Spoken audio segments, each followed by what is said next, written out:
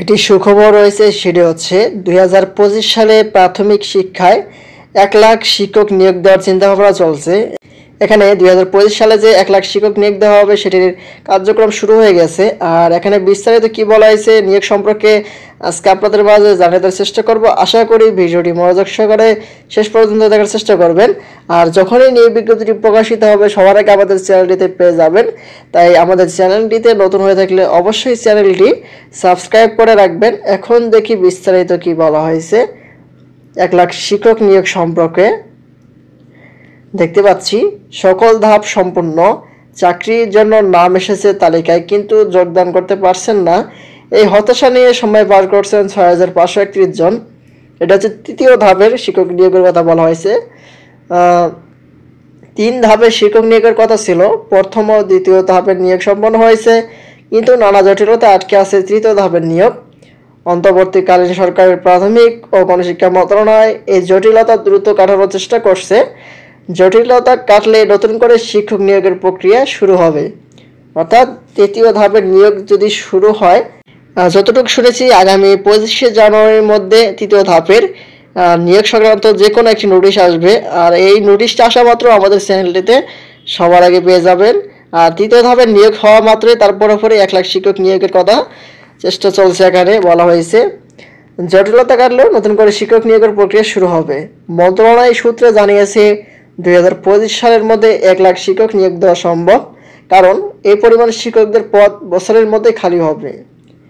2025 সালে এই 1 লাখ শিক্ষকের মতো প্রায় পদ খালি হবে। তারপরে বলা হয়েছে জটিলতা থাকলেও শিক্ষকের সংখ্যা বৃদ্ধি নানা উদ্যোগ নিচ্ছে সরকার। 2025 সালে 1 লাখ শিক্ষক নিয়োগের প্রক্রিয়া শুরু করা হবে। বিগত সরকারের 1 লাখ শিক্ষক নিয়োগের পরিকল্পনা ইতিমধ্যে 45,527 জন শিক্ষক নিয়োগ দেওয়া হয়েছে। নিয়োগের অপেক্ষায় 6,531 জন। সেই সঙ্গে সরকারি প্রাথমিক বিদ্যালয়গুলোতেও 9,572টি সরকারি প্রধান শিক্ষকের পদ সৃজন করা হয়েছে। মন্ত্রণালয় সূত্র জানিয়েছে আগামী বছর ও পরবর্তী সময়ের শূন্যপদ বিবেচনায় নতুন নিয়োগের চিন্তা করা হবে। 2023 সালে আওয়ামী লীগের শাসনামলে সরকারি প্রাথমিক বিদ্যালয়ে 1 লাখ শিক্ষক নিয়োগের পরিকল্পনা হাতে নেওয়া হয়েছিল, যা 2025 সালের মধ্যে হওয়ার কথা। 2022 সালে 37,574 জনকে নিয়োগ দেওয়া হয়। 2023 সালে ফের শিক্ষক নিয়োগের বিজ্ঞপ্তি প্রকাশ করা হয়। 2 ধাপে নিয়োগ সম্পন্নের পর দেশে ঘটে যায় গণঅভ্যুত্থান।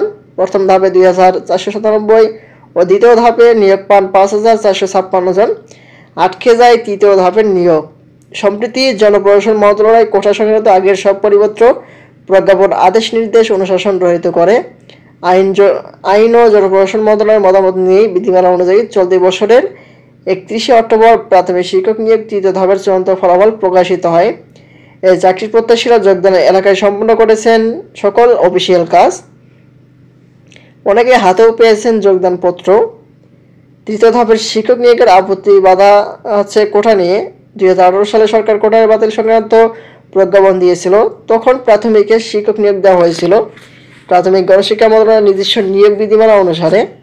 কেন নতুন প্রজ্ঞাপন অনুসারে ফলাফল প্রকাশ করা হলো না তা জানতে 31 জন চাকরি প্রত্যাশী হাইকোর্টে রিট করেন। এই হাইকোর্টে রিট হওয়ার কারণে এটি নিয়োগ কার্যক্রম স্থগিত হয়ে যায়।